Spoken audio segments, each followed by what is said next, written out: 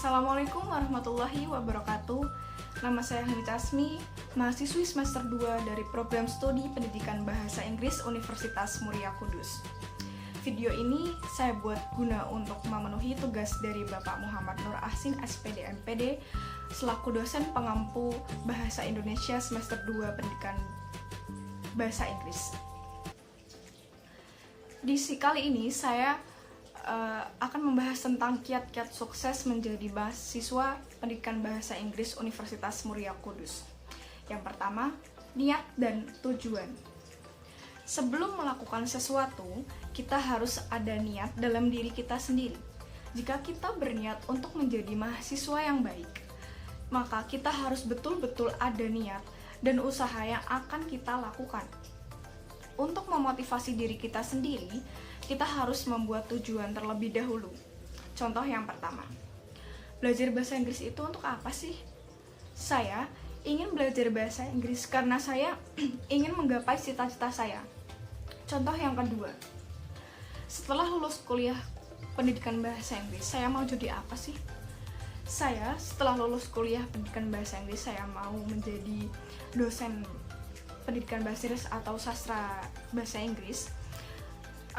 Yang kedua, translator atau penerjemah atau tour guide dan lainnya, atau profesi yang berhubungan tentang bahasa Inggris. Jadi, jika kita di tengah jalan sudah merasa bosan atau mungkin malas-malesan atau bahkan menyerah karena belum merasa bisa memahami atau mencintai bahasa Inggris tersebut, maka coba bayangkan tujuan yang kita impikan itu sudah menjadi kenyataan.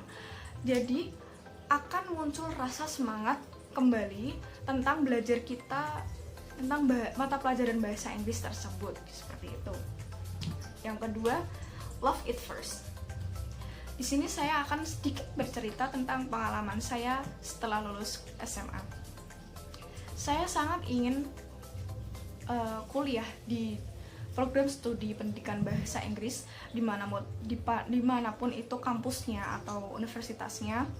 Ayah saya menyarankan saya untuk kuliah mengambil program studi manajemen.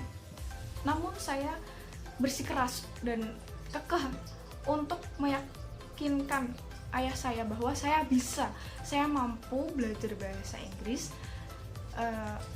Lalu ayah saya memperbolehkan saya untuk kuliah di jurusan atau program studi pendidikan bahasa Inggris.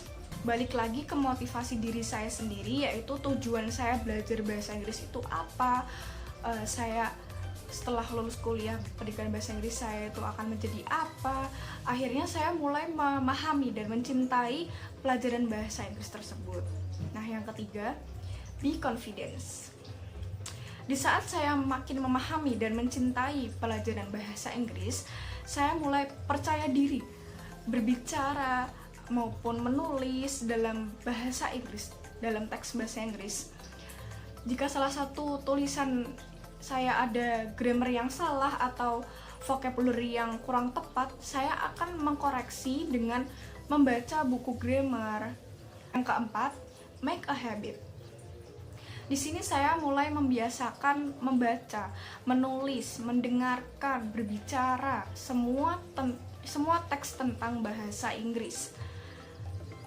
Sebenarnya saya dulu sudah sering menonton film barat atau film yang berteks bahasa Inggris seperti itu ya. Tapi saya masih belum bisa jika saya tidak memakai subtitle yang seperti penerjemah di bawah situ. Film kan ada penerjemah di bawah situ, subtitle namanya.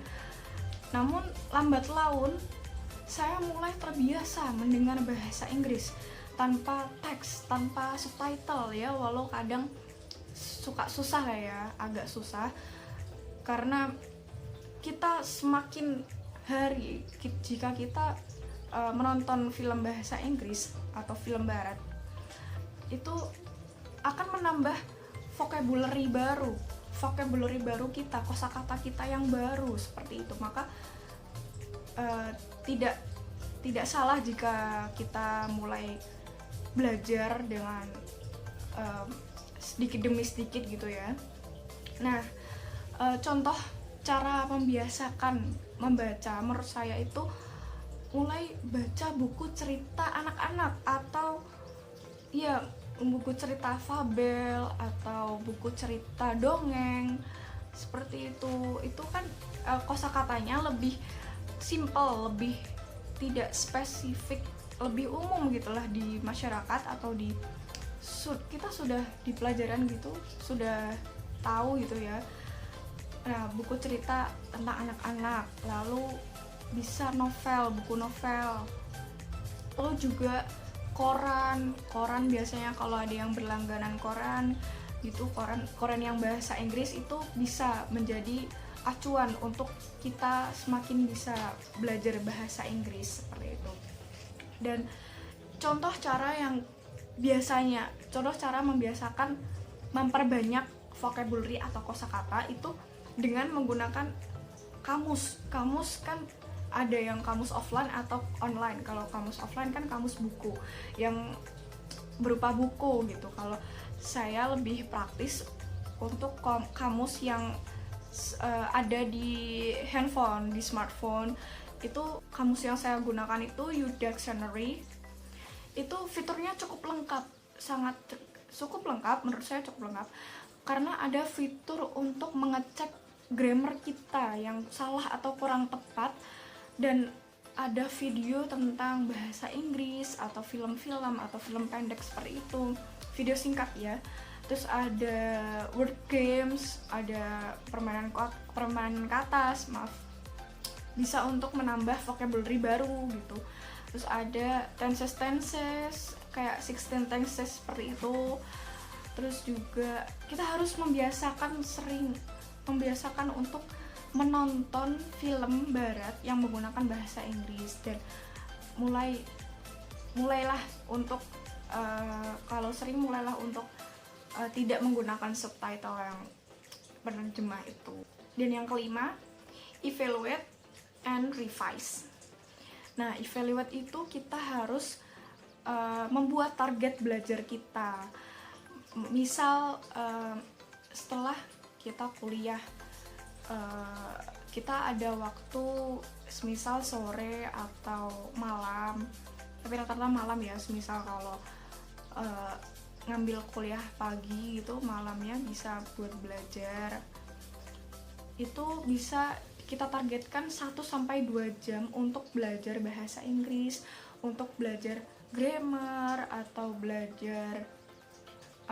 menambah kosakata, vocabulary seperti itu. Atau bahkan bisa juga untuk menonton film barat ya, bukan film Korea, film barat.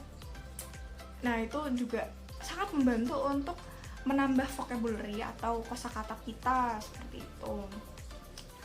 Dan revise ya. Tadi evaluate, sekarang revise. Revise itu coba deh pikirkan solusi terhadap kendala-kendala dalam pembelajaran kalian seperti itu. Dan kendalanya apa sih? Kalau saya susah untuk menghafal tenses seperti itu misal.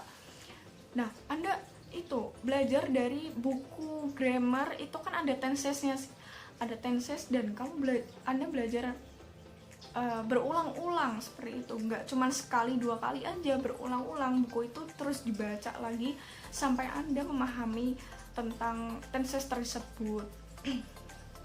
Seperti itu ya. Dan perbaiki mana yang belum kalian pahami sampai kalian memahami dan memenuhi target belajar. Udah di penghujung video. Terima kasih telah menonton. Kalau Anda suka video ini, jangan lupa subscribe, like, share, and comment. Terima kasih. Wassalamualaikum warahmatullahi wabarakatuh.